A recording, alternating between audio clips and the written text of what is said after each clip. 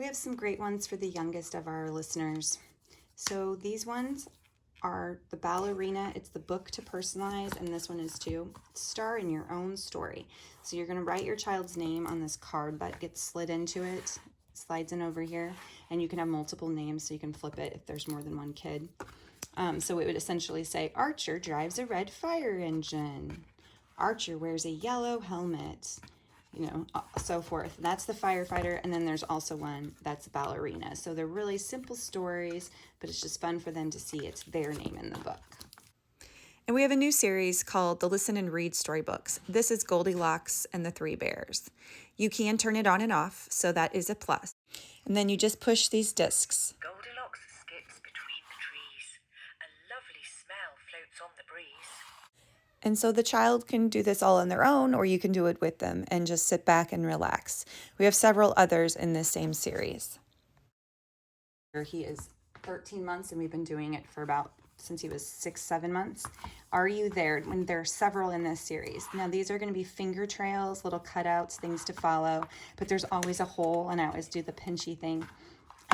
But each one teases the next. So are you there, little bunny? Oh, I can see your fluffy tail. And then you open it and it's like, oh, it's something else, until the very end. And you get to the bunny.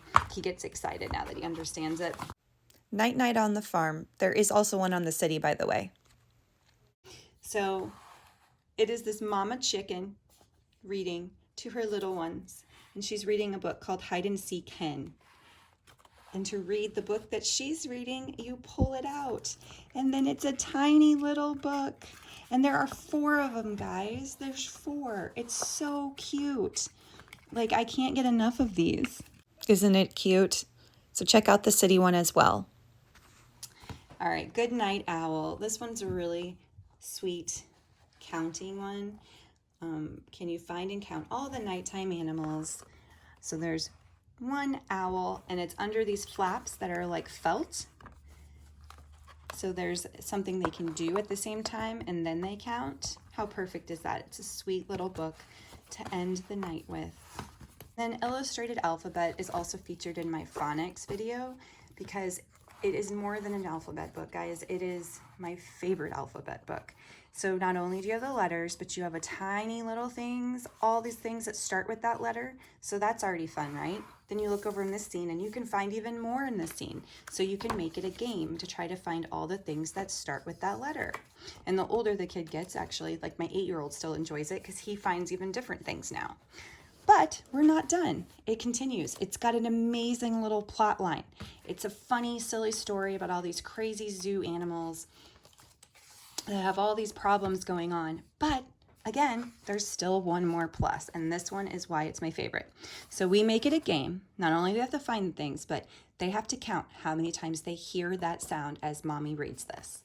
So the kangaroos kicked up such a fuss when a kid kept chucking kiwi fruit at them.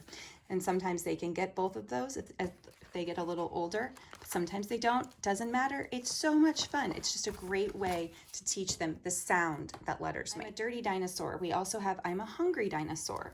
Now, what is so endearing about these books? The illustrations look very simple, right? Because they are just drawn on, and then the artist used chalk. It's Janine Bryan and Ann James. She used she used dirt, not chalk. Because the other book, the Hungry one, they used chocolate. And it's just such a cute story. It's got some good cadence and rhythm and a lot of onomatopoeias, which they love.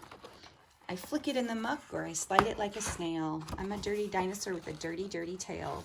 It's just so, so sweet. It's I'm a dirty dinosaur, or I'm a hungry dinosaur.